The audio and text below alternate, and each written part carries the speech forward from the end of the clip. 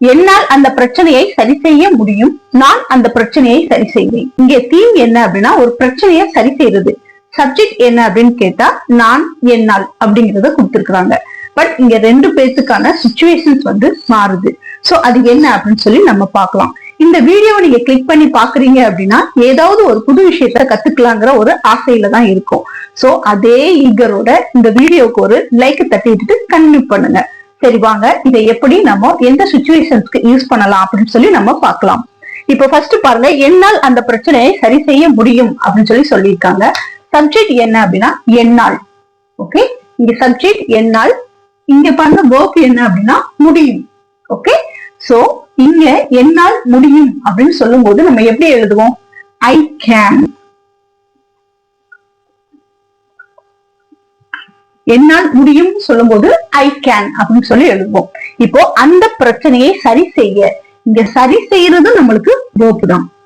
Okay, சரி செய்யறதையும் நம்ம verb தான் சொல்லுவோம். இதுதான் நம்மளுக்கு இங்க மெயின் verb. சோ சரி செய்யறதை நம்ம என்ன சொல்லுவோம்? solve. I can solve. என்னால் சரி செய்ய முடியும். ஓகே, என்னால் சரி செய்ய முடியும் அப்படின்னு சொல்லும் போது I can solve. இங்க எதை சரி செய்யறாங்க?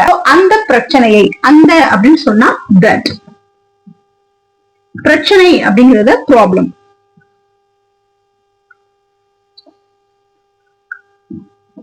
சோ அந்த பிரச்சனையை, என்னால் அந்த பிரச்சனையை சரி செய்ய முடியும் அப்படின்னு சொல்றதுக்கு I can solve that problem.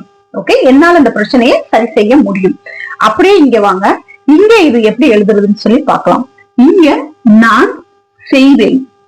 Okay, அங்க என்னால் முடியும்னு பார்த்தோம். என்னால் முடியும்னு சொன்னா I can. ஓகே, என்னால் முடியும்னு சொல்றதுக்கு I can. இங்க நான் செய்வேன் அப்படின்னு சொல்லியிருக்காங்க. சோ இங்க என்ன யூஸ் பண்ணணும் அப்படின்னா I will.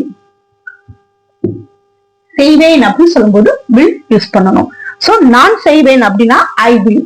என்ன செய்வாங்க? சரி செய்வாங்க. ஓகே, சரி செய்யறதுதான் சொல்றாங்க. சோ இங்கேயும் நம்மளுக்கு என்னதான் யூஸ் பண்ணணும்? solve. ஏன்னா இதுதான் இங்க main word. I will solve. எதை சரி செய்றாங்க? அந்த பிரச்சனையை. So that problem. சோ இப்ப இந்த ரெண்டு சென்டென்ஸையும் பாருங்க. இங்க என்ன எழுதிருக்கோம்? I can solve that problem. அங்க I will solve that problem. இங்க ரெண்டுலயுமே இங்க ஒண்ணு can யூஸ் பண்ணிருக்கோம், இங்க will யூஸ் பண்ணிருக்கோம். Okay, can, will. இந்த ரெண்டுக்கு என்ன வித்தியாசம்? இங்க எதுக்காக நம்ம ரெண்டை மட்டும் மாத்தி எழுதி இருக்கிறோம் அப்படின்னு சொல்லி பார்க்கலாம். இங்க கேன்ங்கிறது வந்து ஒரு விஷயம் நம்மளால முடியும். ஓகே, நம்மளுக்கு எபிலிட்டி இருக்கு, என்னால அந்த விஷயத்த செய்ய முடியும்ன்ற ஒரு பாசிபிலிட்டி இருந்தா மட்டும்தான் நம்ம என்ன செய்வோம்? கேன் யூஸ் பண்ணுவோம். சோ அப்போ இந்த கேன் நம்ம எதுக்காக யூஸ் பண்றோம் அப்படின்னா நம்மளால முடியும் ஒரு விஷயத்த. சோ என்னால கண்டிப்பா முடியும்னு சொல்றோம் இல்லையா? எபிலிட்டி. என்னால ஒரு விஷயத்த செய்ய முடியும் அப்படின்ற ஒரு எபிலிட்டியை நம்ம சொல்லுவோம். அப்போ என்னால அந்த பிரச்சனையை சால்வ் பண்ண முடியும் அப்படிங்கிறது எபிலிட்டி. ஓகே, இப்போ I can solve that problem அப்படின்னு சொல்லிருக்கோம்ல, இது என்ன டென்ஸ் அது தெரியணும்ல? இது present tense. I can solve that problem. பிரசன்ட்ல என்னால இந்த விஷயத்த சரி செய்ய முடியும் சொல்லும் போது அந்த இடத்துல நம்ம I can யூஸ் பண்ணுவோம். அப்படியே இங்க வாங்க, நம்ம will எதுக்கெல்லாம் யூஸ் பண்ணோம், எந்த மாதிரி சிச்சுவேஷன்ஸ்க்கு யூஸ் பண்ணோம் அப்படின்னு சொல்லி பார்க்கணும் இல்லையா? சோ will நம்ம எங்க யூஸ் பண்ணுவோம் அப்படின்னா இந்த இடத்துல I will solve that problem அப்படின்னு சொல்லியிருக்காங்க. நான் அந்த பிரச்சனையை சரி செய்வேன்னு சொல்லியிருக்காங்க. சோ இங்க சரி செய்ய போகல, சரி செய்யல. அப்போ இது வந்து என்ன அப்படின்னா ஃபியூச்சர். நீங்க இன்னொன்னு உங்களுக்கு ஞாபகம் வச்சுக்கீங்க, வில்லன் வந்தாலே ஆட்டோமேட்டிக்கா என்ன வரும்? எஸ், தூக்கத்துல இருந்து கேட்டா கூட நம்மளால சொல்ல முடியும். வில்லன் வந்துட்டாலே அது ஃபியூச்சர். ஓகே, அப்ப நம்மளுக்கு டென்ஸ் தெரிஞ்சிச்சு. அப்போ இந்த இது வந்து நம்மளுக்கு future tense. Okay, future tense நம்ம சொல்லியாச்சு.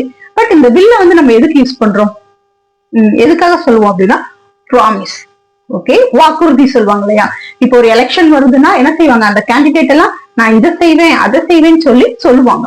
அந்த மாதிரி சொல்லும் போதெல்லாம் நம்ம என்ன செய்யலாம்? will யூஸ் பண்ணலாம். சோ இந்த இடத்துல வந்து அவங்க ஃபியூச்சர்ல செய்ய போற விஷயத்த சொல்லும் போது நம்ம will யூஸ் பண்றோம். அப்போ இது வந்து நம்ம ப்ராமிஸ், ஒரு வாக்குறுதியை கொடுக்கும் போது நான் இது செய்வேன் அப்படின்னு சொல்லி வாக்குறுதி கொடுக்கறதுக்கு நம்ம இந்த will யூஸ் பண்ணுவோம். இப்போ உங்களுக்கு புரிஞ்சிருக்கும், can வந்து எபிலிட்டி, உங்களால ஒரு விஷயம் முடியும் அப்படின்னா மட்டும்தான் ஓகே அந்த விஷயத்த நம்ம I can நம்ம சொல்லுவோம். ஆனா I will அப்படிங்கிறது வந்து நான் ஃபியூச்சர்ல செய்வேன் அப்படின்னு சொல்றாங்க. பட் செய்வாங்களா செய்ய மாட்டாங்களா அப்படிங்கிறது நெக்ஸ்ட். பட் ப்ராமிஸ் பண்றது, நான் இதை செய்வேன்னு சொல்லி ப்ராமிஸ் பண்ணும்போது அந்த இடத்துல நம்ம will யூஸ் பண்றோம். சோ இப்ப இந்த ரெண்டு சுச்சுவேஷனும் உங்களுக்கு புரிஞ்சிருக்கும். இங்க சப்ஜெக்ட் வந்து நம்மளுக்கு மாறல, ஐ தான் வந்திருக்கு, அங்கேயும் நம்மளுக்கு ஐ தான் வந்திருக்கு. பிரச்சனையும் நம்மளுக்கு மாறல. அந்த பிரச்சனை அப்படிங்கும் போது நம்ம சால்வ் தட் ப்ராப்ளம் அப்படின்னு சொல்லி நம்ம எழுதிருக்கோம். ரெண்டுக்குமே ஒரே மாதிரி எழுதியிருக்கோம். பட் இங்க வந்து முடியும்னு சொல்லியிருக்கோம், அங்க வந்து செய்வேன்னு சொல்லியிருக்கோம். சோ இது பிரசன்ட் டென்ஸ், அது ஃபியூச்சர் டென்ஸ். இப்போ இது ரெண்டுக்கும் வித்தியாசம் உங்களுக்கு ரொம்ப ஈஸியா புரிஞ்சிருக்கும். இதை வச்சு இன்னும் ஒரு 2 எக்ஸாம்பிள்ஸ் பார்த்தோம்னா நீங்களும் ஈஸியா என் கூடயே கத்துக்கிட்டே வந்துருவீங்க. பார்க்கலாமா? என்னால் 20 கிலோவை தூக்க முடியும் அப்படின்னு சொல்லிருக்கு. அங்க நான் 20 கிலோவை தூக்குவேன். சோ இது ரொம்ப சிம்பிளான சென்டென்ஸ் தான். என் கூட சேர்ந்து நீங்களும் ட்ரை பண்ணுங்க. இதுக்கான ஆன்சர் உங்களுக்கு தெரிஞ்சதுன்னா டக்குன்னு கமெண்ட்ல எழுதுங்க, செக் பண்ணிக்கலாம். ஓகே, இப்ப ஃபர்ஸ்ட் பாருங்க, என்னால் 20 கிலோவை தூக்க முடியும். இப்போ நம்ம கிட்ட என்னால் முடியும் அப்படின்னு வந்துட்டாலும் நம்ம என்னதான் யூஸ் பண்ணுவோம்? I can. சோ என்னால இது முடியும் அப்படின்னு எபிலிட்டியோட சொல்லும் போது நம்ம ஐ கேன் யூஸ் பண்ணுவோம். சோ தூக்குறத நம்ம என்ன சொல்லுவோம்? Yes, lift. I can lift. எதை லிஃப்ட் பண்றாங்க? 20 கிலோவை. So I can lift 20 kg. Okay, I can lift 20 kg அப்படின்னா என்னால் 20 கிலோவை தூக்க முடியும் அப்படின்னு சொல்லியிருக்காங்க. இப்போ இங்க உனக்காக, ஓகே, என்னால் உனக்காக 20 கிலோவை தூக்க முடியும் அப்படின்னு சொல்றாங்க. இப்படி சொல்லும் போது நம்ம அடிஷனலா வேர்ட சேர்த்துக்கிட்டே போகணும், அவ்வளவுதான். ரொம்ப ஈஸி. உனக்காக அப்படின்னு சொல்லும் போது என்ன சொல்லுவோம்? உன்னு சொன்னா யூ சொல்லுவோம். உனக்காகன்னு சொல்லும் போது for you. So for you. Okay, I can lift 20 kg for you. Okay, உனக்காக நான் என்ன செய்வேன்? 20 கிலோவை தூக்க முடியும் அப்படின்னு சொல்லி சொல்றாங்க. நெக்ஸ்ட் பாருங்க, நான் 20 கிலோவை தூக்குவேன். ஓகே, இங்க தூக்க முடியும்னு சொல்லியிருக்காங்க. சோ தூக்குவேன்னு சொல்லியிருக்காங்க. சோ இப்ப தூக்கல, ஃபியூச்சர்ல தூக்க போறாங்க. இந்த டென்ஸ் வந்து ஃபியூச்சர் டென்ஸ்.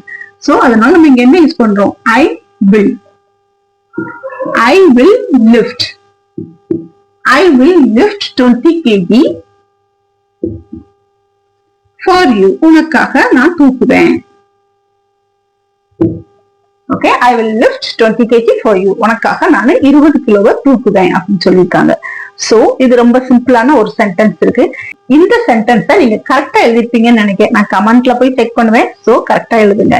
இப்போ இதை நம்ம அடிஷனலா ஒரு விஷயத்தை தெரிஞ்சுக்கலாமா? எஸ், தெரிஞ்சுக்கலாம். இப்போ ஐ கேன் லிஃப்ட் நம்ம சொல்லியிருக்கோம். ஓகே, இது பிரசன்ட் டென்ஸ் நம்மளுக்கு தெரியும்.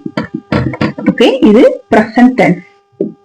இதை நம்ம பிரசன்ட் கண்டினியூஸ்ல எழுதும் போது எப்படி எழுதுவோம்? கண்டினியூஸ் டென்ஸ்னால என்ன வந்துடும்? ஐஎன்ஜி வந்துடும். ஓகே, அதுக்கு முன்னாடி இஸ், ஆம், வாஸ், வேர் இந்த மாதிரி வரும். நம்மளுக்கு பிரசன்ட் கண்டினியூஸ்னால நம்மளுக்கு ஆம், இஸ், ஆர் அதுதான் வரும். இப்போ ஐங்கிற சப்ஜெக்ட் வந்ததுனால நம்ம ஆம் யூஸ் பண்ணுவோம். சோ ஐ ஆம். Okay, I am lifting. இது நம்ம அடிஷனலா தெரிஞ்சுக்கிறதுக்கு தான்.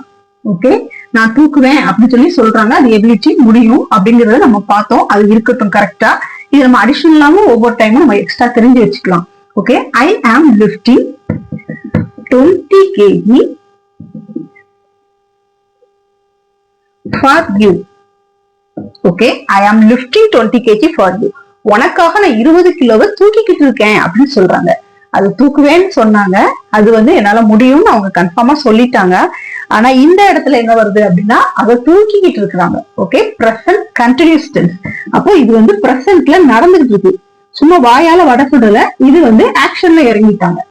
ஓகே, ஆக்ஷன்ல இறங்கிட்டாங்க. சோ அதனால இது வந்து நம்ம பிரசன்ட் கண்டினியூஸ் டென்ஸ் அப்படின்னு சொல்லி சொல்றோம். So I am lifting 20 kg for you. உனக்காக நான் 20 கிலோவை என்ன செஞ்சுட்டு இருக்கேன்? தூக்கிக்கிட்டு இருக்கேன் அப்படின்னு சொல்றாங்க. சோ இந்த மாதிரி நம்ம அடிஷனலாவும் நம்ம நிறைய விஷயங்களை என்ன செஞ்சுக்கிட்டு இருக்கலாம், கத்துக்கிட்டே இருக்கலாம். சோ இது உங்களுக்கு ஈஸியா புரிஞ்சிருக்கும்னு நினைக்கிறேன். வில்ல எங்க யூஸ் பண்ணணும், கேன் எங்க யூஸ் பண்ணணும்னு. கேன்னா ஒரு எபிலிட்டி, உங்களால முடியும் ஒரு பிரசன்டான விஷயங்களுக்கு சொல்லும் போது நம்ம கேன் யூஸ் பண்ணுவோம். அதுவே நீங்க ஃபியூச்சர்ல இதை செஞ்சிருவேன் அதை செஞ்சிருவேன் அப்படின்னு நீங்க சொல்லும் போது அந்த இடத்துல நம்ம வில் யூஸ் பண்ணிக்கலாம். சோ ரெண்டு கிட்டத்தட்ட பார்க்க ஒரே மாதிரிதான் இருக்கும். பட் டென்ஸ் வேற. இதை நம்ம இப்பயே செய்யணும். அதை வந்து கொஞ்சம் நேரம் கழிச்சு செய்யலாம், இல்ல நாளைக்கு செய்யலாம். அதுக்கு டைமிங் கிடையாது. பட் ஃபியூச்சர்ல செய்யறது. ஓகே, இது வந்து ஹீட் ஆஃப் த மொமெண்ட், அந்த டைப்லயே நம்ம செய்யறது. சோ இது உங்களுக்கு ரொம்ப ஈஸியா புரிஞ்சிருக்கும் நான் நம்புறேன். இப்போ இந்த சென்டென்ஸ் பாருங்க, என்னால் ஆங்கிலம் தெளிவாக பேச முடியும் அப்படின்னு சொல்லிருக்கு. நான் ஆங்கிலம் தெளிவாக பேசுவேன். சோ இந்த சென்டென்ஸ் ரொம்ப ஈஸி. டக்குன்னு எழுதுங்க, நம்ம செக் பண்ணலாம். ஒரு செகண்ட் தான். அதுங்களையும் டக்கு டக்குன்னு எழுதுங்க பார்க்கலாம். கமெண்ட்ல நம்ம ஈஸியா பார்க்கலாம். கமெண்ட்குள்ள போங்க, டக்குன்னு டைப் பண்ணுங்க. ரொம்ப ஈஸியான சென்டென்ஸ். கண்டிப்பா நீங்க நல்லா எழுதுவீங்க நம்புறேன். கரெக்டா எழுதிடுவீங்க. எஸ், கமெண்ட் பண்ண ஆரம்பிச்சிட்டீங்க. ஓகே ஓகே, பார்க்கலாமா? என்னால் ஆங்கிலம் தெளிவாக பேச முடியும். என்னால் முடியும் அப்படிங்கிறதுக்கு ஐ கேன். ஓகே, பேச ஐ கேன் ஸ்பீக். என்ன பேசுறாங்க? ஆங்கிலம். So English. I can speak English. தெளிவாக அப்படின்னு சொன்னா clearly. I can speak English clearly. எவ்வளவு பேர் கரெக்டா எழுதிருக்கீங்க? எஸ், நிறைய பேர் எழுதிருப்பீங்கன்னு நினைக்கிறேன். சோ இப்ப நம்ம இதை செக் பண்ணிடலாம். நான் ஆங்கிலம் தெளிவாக பேசுவேன். ஓகே, அப்போ இங்க வந்து அவங்களால என்னது அந்த மொமெண்ட்ல அவங்களால பேச முடியும். Okay, I can speak English clearly. என்னால ஆங்கிலம் தெளிவா பேச முடியும்னு சொல்லியிருக்காங்க. சோ அப்ப அவங்களுக்கு வந்து தெரிஞ்சிருக்கு. ஓகே, இங்க என்ன சொல்றாங்க? நான் ஆங்கிலம் தெளிவாக பேசுவேன். ஓகே, அப்ப நிறைய விஷயங்களை கத்துக்கிட்டு அவங்க என்ன செஞ்சிருவாங்க? ஃபியூச்சர்ல நல்லா பேசிடுவாங்க. சோ இதை நம்ம எப்படி எழுதுறது? I will. Okay, I will speak. I will speak English clearly. Yes, very good. கண்டிப்பா நீங்க எழுதிப்பீங்க. இந்த கிளாஸ் உங்களுக்கு கண்டிப்பா ஈஸியா புரிஞ்சிருக்குன்னு நான் நம்புறேன். இந்த வீடியோ உங்களுக்கு பிடிச்சிருந்ததுன்னா லைக் பண்ணுங்க. இந்த விஷயத்த மத்தவங்களும் கத்துக்கணும்னு நினைச்சீங்கன்னா ஷேர் பண்ணுங்க. அப்படியே இந்த வீடியோக்கு ஒரு சப்ஸ்கிரைப் பட்டனை தட்டி விட்டுருங்க. Thank you for watching. See you on next video.